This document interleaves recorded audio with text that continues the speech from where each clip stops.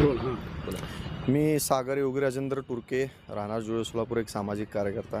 गेले 6 महिन्यापासून जे जुळे सोलापूर विजापूर रोडला छत्रपती संभाजी महाराज कंबर तलाव आहे त्या सुशोभीकरणासाठी 9 ते 10 कोटी रुपये मंजूर झाले होते आणि दुसऱ्या टप्प्यात 5 कोटी रुपये, असे टोटल 17 कोटी रुपये मंजूर झाले होते.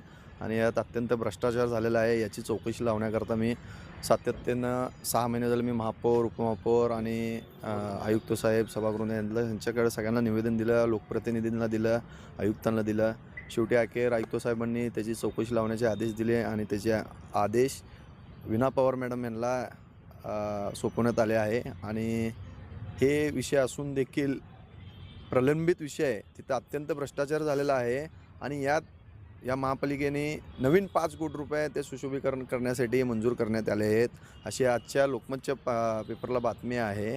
आणि ते येत्या सोमवारी जे बोर्ड मीटिंग आहे महापालिकेत, तिथे ते विषय मांडून ते प्रस्ताव मंजूर करण्यात येणार आहे. त्याकरता मी आज नरेंद्र काळे साहेबांना भेटला. आमच्या त्या प्रभागातील नगरसेवकांना भेटून त्यांना एक निवेदन देण्यात आले की बाबा अगोदरची जी चौकशी चालू आहे त्या चौकशीचंच अजून काय अहवाल आलेला नाही आहे, ते जोपर्यंत येत नाही तोपर्यंत नवीन 5 कोटी रुपये मंजूर करू नका. कारण तिथं झाडं लावण्याकरता, गाळ काढण्याकरता आणि जलपर्णी काढण्याकरता अत्यंत कोटीने खर्च केलेला आहे, जनतेचा पैसा आहे. त्याचं चौकशी अहवाल आल्यानंतर आपण 5 कोटी रुपये नवीन मंजूर करा, ही विनंती करण्यासाठी मी आज आलो होतो. वीणा पवार मॅडमकडे पण एक निवेदन देण्यात येणार होतं, पण आता द्यायचं आहे ते मॅडमला. आत्ता सभागृह नेत्यांना दिलेलं आहे जस्ट. नमस्कार, मी राजू कलमाडी, वसंतनगर, विजापूर रोड, धर्मवीर संभाजी महाराज तळ्याच्या शेजारी लागून असलेल्या सोसायटीमध्ये मी राहतो. 1990पासून आम्ही तिथे राहतो. तर 1990पासून ते आजपर्यंत त्यावेळी थोडं स्थिती चांगली होती, पण आता जसं वसाहत वाढत चालली तसं तिथले समस्या एवढे वाढत चाललेत की दिवसेंदिवस समस्या सुटत नाही ते.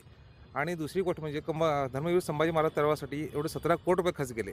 का त्यामध्ये ते काय दाखवले की ड्रेनेजचं पाणी येऊ नये, त्यासाठी त्यांनी काही उपाययोजना केली, पण ते काही उपाययोजना काही झाले नाही, फक्त कागदावर राहिलेत. जैसे थे परिस्थिती तिथं आजसुद्धा आहे.